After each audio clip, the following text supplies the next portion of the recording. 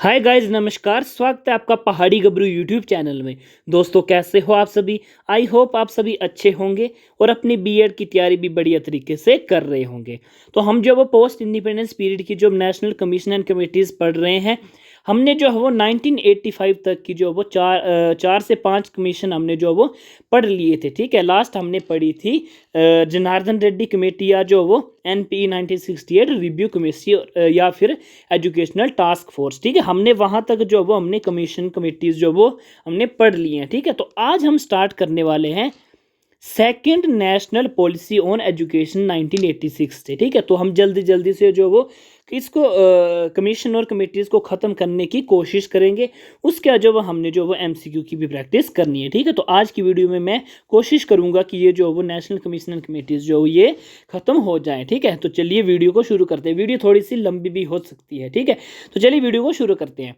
तो जो first national policy on education थी वो थी 1968 में आई थी, और जो सेकंड पॉलिसी आई थी, ठीक है, वो आई थी 1986 में। ठीक है, तो ये second national policy of education क्या है? ठीक है, इसमें है कि NP 1968 was the second major education policy in India introduced by prime minister Rajiv Gandhi. ठीक है, तो किसके कार्यकाल में आई थी? कौन से प्राइम मिनिस्टर के कार्यकाल में आई थी? वो आई थी श्री राजीव गांधी जी के कार्यकाल में आई थी। ठीक है, अब इसके रिकमेंडेशन और जो है वो इम्प्लीमेंटेशन क्या क्या था, ठीक है, इस पॉलिसी के अंदर क्या क्या जो वो इन्होंने बताया था। ठीक है, इसमें बताया था कि यूनिवर्सलाइजेशन ऑफ एलिमेंट्री एजुकेशन, ठीक है, and achieving 100% enrolment and completion of elementary education up to grade 8। ठीक है, यूनिवर्सलाइजेशन ऑफ एलिमेंट्री एजुकेशन इसमें बताया गया था कि 100% एनरोलमेंट होनी चाहिए एलिमेंट्री एजुकेशन की ग्रेड 8 तक, मतलब 8th क्लास तक जो है वो कोई भी स्टूडेंट है, कोई भी बच्चा है, वो जो वो बिना पढ़े नहीं रहना चाहिए। 100% जो उसकी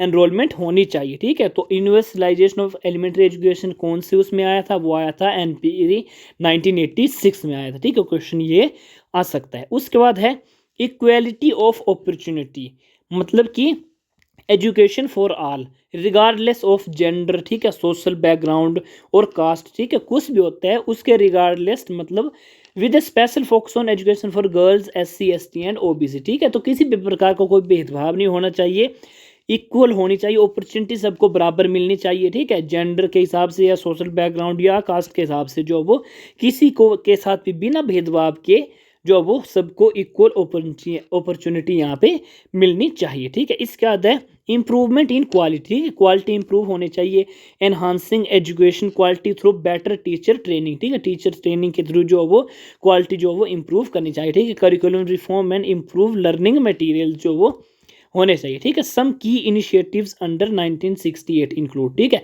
अब क्या क्या इनिशिएटिव इसके अंदर जो वो लिए गए थे। ठीक है, अब इसमें बताया गया था कि 10+2+3 एजुकेशन स्ट्रक्चर, ठीक है, adopting a uniform structure of 10 year of primary and secondary education, 2 year of higher secondary education and 3 year of under graduate course. ठीक है, ये जो है वो इन्होंने अडोप्ट किया था।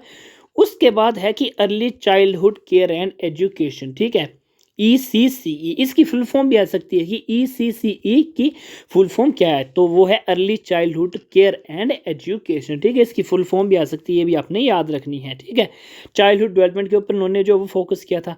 उसके बाद आया था इसी पॉलिसी के अंदर जो आया था ऑपरेशन ब्लैकबोर्ड। ठीक है, launching a nationwide initiative to improve primary school and promote universal elementary education. ठीक है, तो एलिमेंट्री एजुकेशन के ऊपर ज़्यादा फोकस किया गया था इस पॉलिसी के अंडर। तो जो आपके ब्लैक बोर्ड्स वगैरह स्कूलों में लगने शुरू हुआ वो इसी पॉलिसी के अंडर जो वो ऑपरेशन ब्लैक बोर्ड शुरू किया गया था। ठीक है, ऑपरेशन ब्लैक बोर्ड वैसे 1987 में शुरू किया गया था। ये पॉलिसी आई थी 86 में, और जो ऑपरेशन ब्लैक बोर्ड इसके अंडर शुरू किया गया था वो आया था 1987 के अंडर। ठीक है, उसके बाद आपका वोकेशनलाइजेशन ऑफ एजुकेशन। ठीक है, इंट्रोड्यूसिंग वोकेशनल कोर्सेज उन्होंने इंट्रोड्यूस किए। ठीक है, रिड्यूस अनएम्प्लॉयमेंट, मतलब टू प्रिपेयर स्टूडेंट। ठीक है, स्टूडेंट को प्रिपेयर किया वर्क फोर्स करने के लिए, और जो वो अगर वो वोकेशनल के थ्रू जो वो सीखेंगे तो अनएम्प्लॉयमेंट जो वो कम होगी, मतलब खुद का वो काम जो है वो कर सकते हैं। ठीक है, तो वोकेशनलाइजेशन की उन्होंने। उसके बाद ओपन यूनिवर्सिटी सिस्टम। ठीक है, इग्नू सिस्टम जो आया था। ठीक है, expanding the open university system.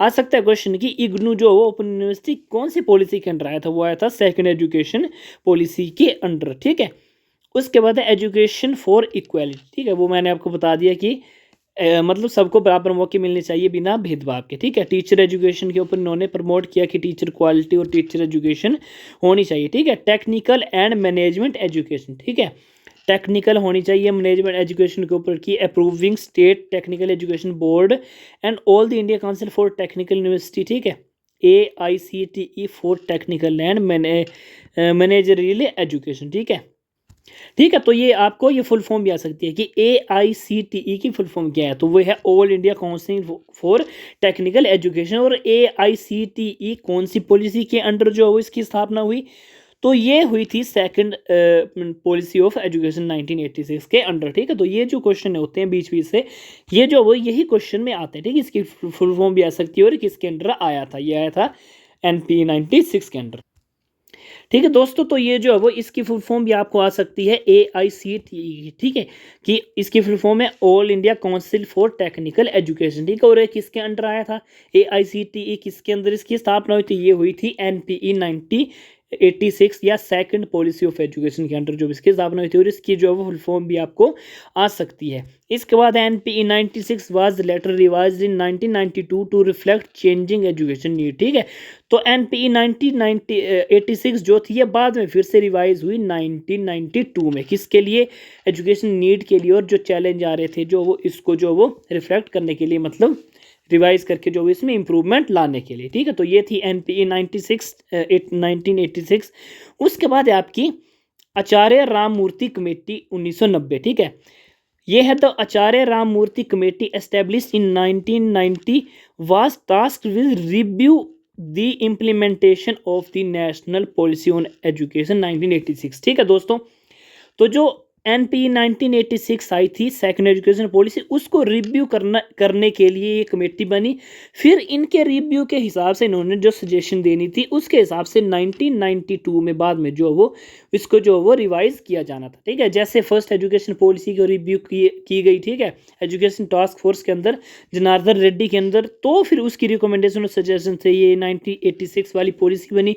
फिर इसी पॉलिसी को रिव्यू करने के लिए राममूर्ति कमेटी बनी 1990 में, ठीक है। और उसके बाद जो वो इन्होंने क्या क्या बताया कि डिसेंट्रलाइजेशन ऑफ हायर एजुकेशन, ठीक है।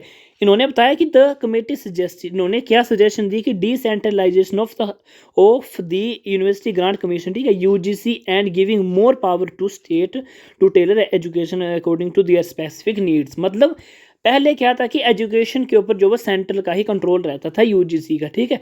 तो इस कमेटी ने बताया कि हायर एजुकेशन तक जो है वो उसका कंट्रोल जो वो स्टेट के पास होना चाहिए। उसी के बाद इसी सजेशन के बाद जो पॉलिसी आई थी उसके बाद ये आपकी जो SCERT वगैरह, ठीक है, ये सब कुछ जो वो फॉर्म हुए थे। मतलब जो भी आपके जो एजुकेशन है अभी उसकी स्टेट के बोर्ड बने, पहले सेंटर का ही बोर्ड होता था, जैसे अब HP बोर्ड है, ठीक है, हिमाचल प्रदेश का अलग बोर्ड है, सभी स्टेट्स के जो वो हायर एजुकेशन तक जो वो अपने अपने बोर्ड है, ठीक है। तो इसी कमेटी ने सजेशन करा था कि ये जो वो स्टेट के ऊपर पावर होनी चाहिए उनके अपने ज़रूरतों के हिसाब से जो वो हायर एजुकेशन तक, ठीक है। ये इन्होंने बताया कि फिर उन्होंने बताया कि focus on post graduation classes and research, ठीक है। तो उन्होंने बताया कि university should prioritize teaching post graduate classes, ठीक है।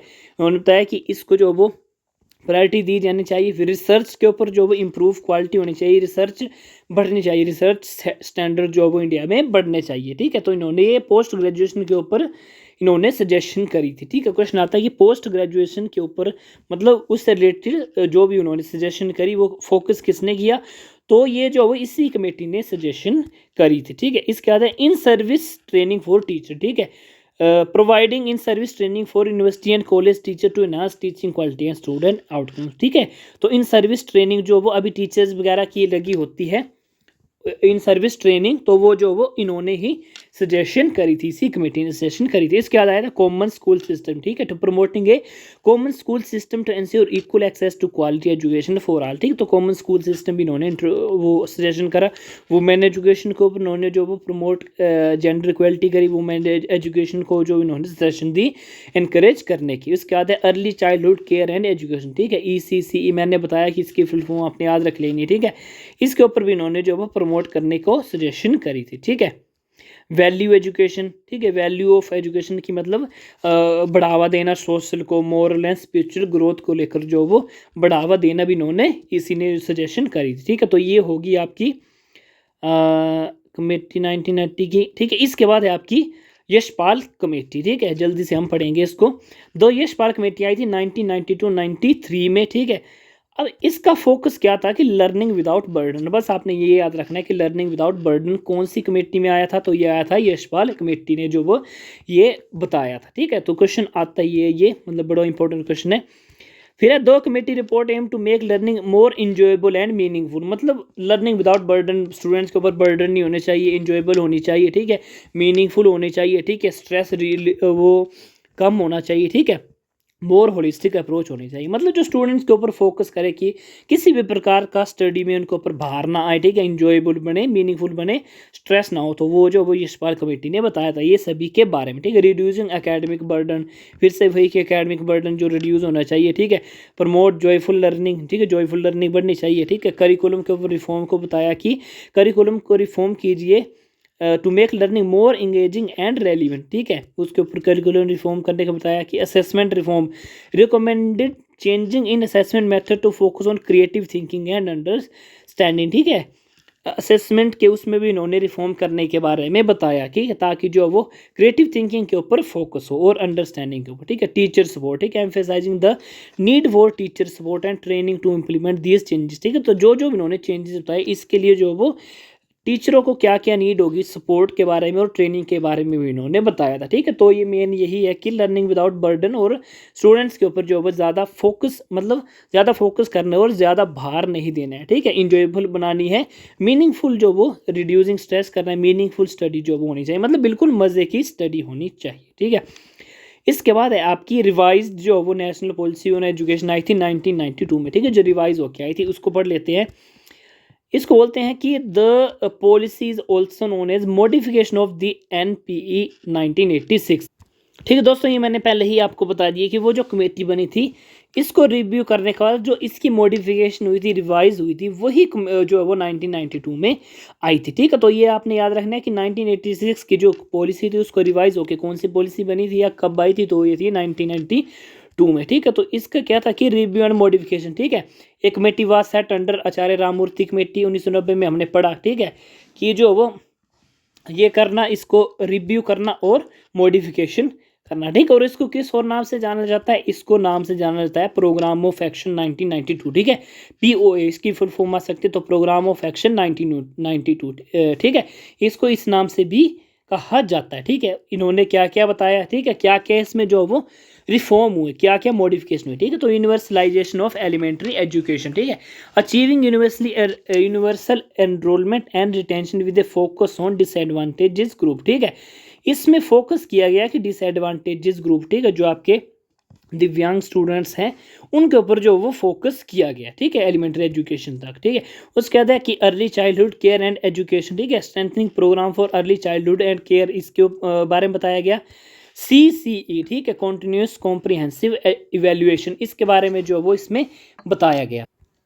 उसके बाद बताया गया इंक्लूसिव एजुकेशन के बारे में, ठीक है, कि promotive inclusive education for students with disabilities, इसका मतलब कि जो वो जो स्टूडेंट्स विद डिसेबिलिटी है, ठीक है, उनको भी, मतलब जो नॉर्मल स्टूडेंट्स हैं उनके साथ ही उनको जो वो पढ़ाया जाए, ये भी इसके अंदर बताया गया, ठीक है। यही थी आपकी, हाँ, ये मॉडिफिकेशन हुई थी, ठीक है। इसके बाद है आपकी NEP 2020, ठीक है। ये हम आने वाली वीडियो में पढ़ेंगे बिकॉज जो वो वीडियो काफ़ी लंबी हो चुकी है, ठीक है। तो इसको यही अंत करेंगे। इसके बाद जो वो आने वाली वीडियो बस एक बनेगी NPE 2020 में, और जो बाकी जो बची हुई आपकी जो वो एक्ट्स वगैरह या जो भी आपकी कमेटीज़ पॉलिसीज़ जो अदर बची है स्कीम्स वगैरह गवर्नमेंट की, वो हम आने वाली वीडियो में जो वो डिस्कस करेंगे, ठीक है। तो ये थी आज की वीडियो। अब एक वीडियो में आएगी NEP 2020 और बाकी जो स्कीम्स वगैरह होंगी उसके बाद जो वो हम MCQ की तरफ आगे बढ़ेंगे, ठीक है। तो ऑल दी वेरी बेस्ट। अगर वीडियो अच्छी लगी हो तो लाइक, कमेंट और शेयर कर दीजिए और चैनल को सब्सक्राइब कर लीजिए। All the very best.